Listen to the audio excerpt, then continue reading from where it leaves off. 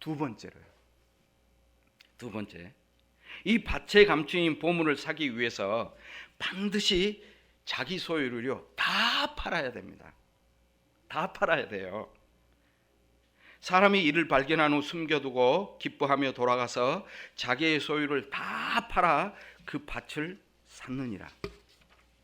이 밭에 감추인 보물 같은 천국은 그것을 발견한 후에 너무 기뻐서 집에 돌아가서 자기의 모든 소유를 남김없이요 모두 다 팔아야 그 보물이 들어있는 밭을 살 수가 있어요.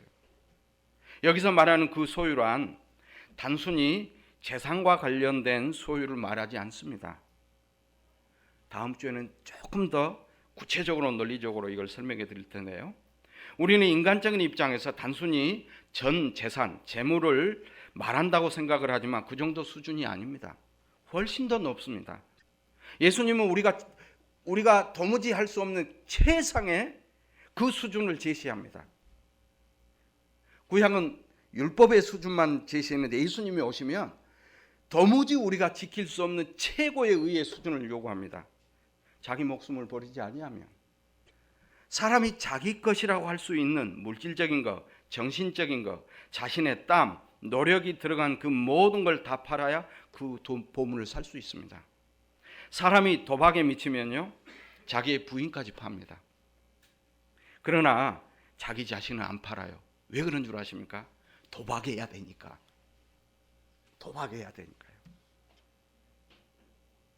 그런데 이 밭에 감추인 보화를 사기 위해서는 그 자기 것이라는, 자기 몸, 자기 것이라는 자기 생명까지도 팔아야 돼요. 자신의 모든 소유예요. 그 자신의 모든 소유에 자식도 들어간 줄 여러분 아십니까? 여러분 자식을 저 목사님 자식이네 그런 사람 봤어요. 내 자식이야 그러잖아요. 내 자식, 내 아들, 내 집. 저거 목사님 집이네 여러분 집에 그러세요? 안 그러잖아요. 내 힘, 내 노력, 내 피, 내 땀 다 들어간 것이 내 소유예요. 다 팔아야 돼요. 조금 팔아갖고 안 된다니까. 다 팔아야 돼요. 아브라함이요. 이삭 내놓잖아요. 그 아브라함이 한 게 아니고요. 아브라함과 이삭을 통해서 예수 그리스도의 십자가를 그림으로 보여주는 거니까 언약의 말씀이 아브라함에게 가서 아브라함을 그리 돌려버린 겁니다. 여러분 한번 생각해 보십시오. 아무리 그 밭에 감추인 보물이 좋다고 한들 자기 생명, 자기 목숨까지 다 파는 사람이 있을까요? 자기의 목숨, 자기의 생명을 더 멋지게 하고 더 영광스럽게 만들기 위해서 보물을 사려고 하는 것인데 그 밭에 감추인 보물이 아무리 좋다고 한들 그것을 얻으려고 자기의 모든 소유주, 거기에 목숨까지 포함하여 다 내놓아야 한다면 그렇게 할 사람이 이 세상에 누가 있겠느냐는 것입니다. 근데 인간들을 이 수준을 어떻게 정한 줄 아셔요? 그래도 하는 데까지는 해봐야 되잖아요. 다 해야 돼요. 율법을 지키려면 다 지켜야 된다고 예수님이 말하죠. 지키다가 하나만 못 지켜도 못 지켜야 된다고 그 예수님의 기준과 수준을 그렇게 정해놨어요. 그런데 그 밭에 감추인 보물이 무엇입니까? 십자가예요, 여러분. 십자가는 자기의 죽음 아닙니까? 자기가 죽는 일에 자기의 목숨까지 포함한 그 모든 일을 다 팔아서 자기의 그 죽음과 바꿀 사람이 어디 있냐는 것입니다. 사람이 이 세상에 선악과 따먹고 자기가 가장 중요하다고 사는 인간에게 이 자기의 모든 걸 팔아 이 십자가하고 바꿀 사람 한 명도 없습니다. 그 밭에 감추인 보물을 보고서 가서 자기의 소유를 다 팔아서 그 보물이 숨겨진 밭을 살 사람은 미친 사람입니다. 제정신이 아닌 겁니다. 그리고 이 세상에 그런 사람 없습니다. 그런데 우리 인간들이 해석하기를 밭에 감추인 보물은 너무나 좋은 것이어서 이 농부는 자기의 소유를 다 팔아 이 밭을 자기 소유 자기 것으로 만들었다고 우리도 그 보물 같은 천국을 위해서 우리의 목숨을 바쳐 충성하여 반드시 이 보물을 자기 것으로 만들어야 된다고 말합니다. 도대체 천국이 어디 있어요? 결국 뭐예요? 눈에 보이는 교회에 그리고 눈에 보이는 목사님에게 목숨 걸고 충성하라는 것입니다. 몸만 갖고 안 돼요. 돈 바쳐야 됩니다. 그러면서 어떻게 이 세상도 원인과 결과에서 움직여지는데 안 내놓으면 주겠느냐. 이렇게 하면 안 되니까 내에서 큰 부자 된 사람을 세우는 거죠. 안 넘어갈 사람 한 사람도 없습니다. 저도 넘어가요. 그러나 얼마나 어처구니 없는 해석입니까? 이 보물은 십자가의 죽음이고 또 자기의 소유라고 하는 자기의 모든 거예요. 목숨, 자녀, 재물, 자존심, 명예, 신분 모든 걸 다 팔아야 살 수 있는, 자기가 천국 가서 행복하고 싶어지는 그 욕망까지 다 팔아야 된다니까요. 이 밭을 그래서 바꿔치기 합니다. 밭의 보물과 자기를 바꿔치기 하는 거예요. 근데 불가능하잖아요. 근데 이 예수님의 말씀은 그냥 보물도 세상적인 보물로 생각하고 예수님의 말씀이 인간적으로 받아들여서 하는 데까지 해보자 이렇게 오는 겁니다. 잘 된다고 했지 않냐느냐. 다시 말하면 이 천국의 보물 가지려면 내가 보물이라고 하는 그 모든 건 내놔야 돼요. 바꿔치기 하는 겁니다. 이러한 일을 사람으로서는 불가능합니다. 걱정하지 마셔요. 그래서 사람의 힘이나 노력으로 정성으로는 천국 갈 수 없는 겁니다. 이제부터 복음이 이제 선포됩니다. 밭에 감추인 그 보물을 자기의 모든 소유요, 자기의 생명까지 팔아서 그 보물을 산 농부는 누구겠습니까, 여러분? 예수님이죠. 예수님. 얼마나 쉽습니까? 예수님이에요. 예수 그리스도께서 죄 없으신 분임에도 자기의 소유, 자기의 목숨, 하나님의 그 자리, 하나님의 아들, 그 천국 영광 다 버리고 이 땅에 오셔서 그 조주의 십자가의 자리에 탁 달려버렸잖아요. 자기를 전부 팔아본 겁니다. 그리고 그 천국이라는 그 보물이 있는 밭을 산 겁니다. 그 밭에 감추인 보물은 죄 없는 분이 죄 있는 원수를 대신해서 죽는 그 십자가의 죽음입니다. 십자가에서 주님은 자기의 목숨과 자기의 능력과 자기의 하나님의 아들됨의 그 신분과 그 하나님의 자리까지 다 버려버리고 자기를 다 내놓고요, 원수를 위해서 피 흘려 죽으시고 그 천국의 보물을 사서 창세전에 주께서 택한 자에게 은혜와 선물로 그 보물을 준 것입니다.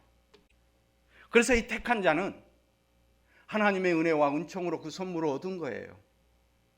그 선물이 오니까, 은혜로 오니까 나는 이 세상에 썩어지고 없어질 것을 보물이라고 알고 사는, 참 나는 무익한 종이고 정말로 나는 허탄한 자이네요.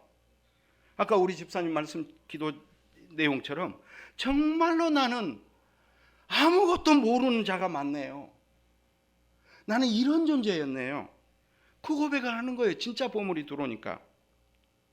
그래서 그 천국의 선물인 영생을 선물로 받은 자들은 성령 안에서 나는 선악과 따먹은 죄인으로서 나만을 위해서 이 세상에 금, 은, 이 눈에 보이는 것이 보물이고 나의 생명이고 전부인 것으로 생각하고 그렇게 살았던 내가 죄인 맞네요. 예수님의 사랑과 예수님의 은혜와 예수님께서 나를 위해서 다 버리는 그 은혜와 희생에 의한 예수의 생명을 선물로 주심에 내가 이제 천국 백성이 되어졌네요. 그리고 내 인생이 이제 나를 위해서 사는 게 아니고 예수님의 증거와 증의로 사는 인생으로 바뀌어야 됐네요. 그 천국이 나를 소유했네요. 이렇게 고백이 되는 것이죠. 그러다가요, 또다시 자기가 주인이고 자기가 책임지는 인생으로서 세상을 바라보면서 흔들리기 시작합니다. 나도 세상 사람처럼 보물이라고 하는 그 돈이 생명인 것처럼 그렇게 우리도 본성적으로 몸부림칩니다. 그때 또다시요, 성령께서 우리에게 말씀하시죠. 십자가의 사건을 반복시킵니다. 그 십자가의 사건이 반복되는 현실 속에서 보물이 아닌 것을 보물이라고 생각하고 그렇게 사는 내가 죄인인데 예수님이 내 대신 피 흘려 죽으시고 예수의 생명을 주셔서 예수가 내 인생의 주인으로서 이제 나를 움직이네요. 그 고백을 매일의 우리의 삶 속에서 순간순간 하면서 나에 대한 가치, 나에 대한 기대, 나에 대한 꿈이 사라지면서 오늘 주시는 나의 삶이 주님이 함께 하시는 천국의 삶임을 믿고 그 자체의 삶을 감사하며 살게 되는 것입니다. 그러면 여러분들이 저에게 이런 질문을, 목사님, 마태복음 6장에도 나오고 누가복음 12장에도 나오는데요, 너의 보물이 있는 곳에 너의 마음이 있다 했어요. 교회만 가면 이 세상에 보물을 쌓으면 다 점이나 동록이고 도둑이 들어서 가져가니까 하늘에 쌓으라고 난리를 해요. 그럼 나 천국 가서 아무것도 없이 가난하면 어떻게 될까요? 빨리 쌓아놓으세요. 너 보물이 있는 것에 너 마음이 있습니다. 막 이렇게 몰아붙이니까 또 흔들리는 거예요. 이 말이 뭔 말일까요 도대체? 마태복음에는요, 그의 나라와 그의 의를 구하라 이 속에 들어있어요. 그래서 성경은 두 가지, 예수님의 말씀은 두 가지 작업을 합니다. 너의 마음이 지금 어디 있느냐? 금이나 은이나 세상의 사람들이 보물이라고 하는 그곳에 너의 마음이 있잖아. 너도 썩어져 같이 없어지는 거야. 그래서 내가 너는 도무지 천국의 보물을 천국에 들어갈 수 없는 자인데 내가 너를 위해서 십자가의 그 사건을 통해서 너를 천국 백성으로 삼아서 이미 너는 너의 마음도 너의 중심도 이미 천국에 있는 존재야.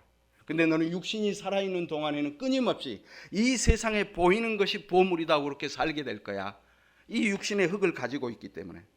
그래서 성령께서 그때그때마다 역사를 할 거야. 누가복음에는 더 쉽게 설명을 했어요. 소유를 팔아 자루를 만들어서 이 보물을 담으라는 겁니다. 소유를 팔아야 돼요. 누가복음에는. 소유를 어떻게 팝니까? 예수님이 자기의 소유를 다 팔았잖아요. 그래서 천국의 부대에 우리를 집어넣어버렸잖아요. 소유권이 우리에게 있는 게 아니에요. 소유권이 우리에게 있다고 하니까 힘이 드는 겁니다. 그래서 내 보물이 있는 곳에 내 마음이 있다. 맞습니다. 나는 땅의 것을 보물로 생각하는 없어 사라질 것입니다. 그런데 주께서 나를 위해서 모든 걸 다 팔으셔서 십자가에서 그 천국의 보물을 나에게 준 게 아니고 그 천국의 백성으로 나를 집어넣어서 그 은혜로 살게 하시니 너무나 감사합니다. 이 말이에요, 여러분. 누가 내 보물이고 내 마음이 맞습니다. 그래서 나는 썩어져, 내 육체는 썩어져야 됩니다. 그러나 내 안에 오신 주님의 영인 그 십자가에 그 보물이 나에게 오셔서 내 소유가 된 게 아니고 나를 움직여서 주의 증거로 그 보물로 십자가를 드러내는 증거로 사용한다는 것이죠. 그래서 복 있는 자예요. 오늘이 하나님이 함께 하시는 축복의 사건이에요. 그래서 자기의 다 소유를 팔아서요, 남김없이 피 한 방울까지 다 파셨어요, 예수님이. 그래서 그 감추어진, 창세로부터 감추어진 보물인 십자가를 사서, 당신의 피로 사서요, 우리에게 선물로 주셔서 그 십자가가 이제 주인 되셔서, 예수의 생명이 주인 되셔서 우리를 주의 증인으로 사용하시는 것입니다. 그래서 우리의 매일의 삶은 주님에 의해서요, 결단코요, 주의 영광을 드러내며 주의 은혜와 기쁨을 드러내는 그런 도구로 쓰이고 있습니다. 그래서 염려 걱정하지 마시라는 것입니다. 이 은혜가, 이 보물이 바로 주님이 주시는 십자가의 보물입니다. 이 은혜를 누리시고 한 주간 동안에도 나는 세상에 썩어질 이 금, 은, 돈 이런 것에 내 목숨이 있는 것처럼 사는데 예수 그리스도께서 이미 천국이라는 보물에 천국 백성으로 나를 십자가의 피로 옮겨놔서 내 마음은 여기 있지만 이것은 썩어질 육의 몸이고요, 이미 나는 주님의 성령 안에서 천국에 내 마음이 있는 주의 생명에 의해서 지체된 내가 이미 천국에 있는 복된 자라는 것. 나는 못하고 주님이 하니까 이 가운데 십자가가 탁 서서 이제 그 십자가의 은혜로 자유하며 즐거워하며 기뻐하며 그렇게 현실을 살게 되는 것입니다. 한종원의 삶을 통해서도 예수 그리스도께서 주시는 그 천국의 보물 같은 그 천국의 은총이 이미 우리를 사로잡으셔서 그의 증거와 증인으로 우리를 붙들고 인도하고 있음을 알아 감사와 찬송이 매일매일 있게 되는 복된 삶이 되시기를 주님의 이름으로 축원합니다. 시청해 주셔서 감사합니다. 전달, 구독, 좋아요는 예수님의 사랑입니다.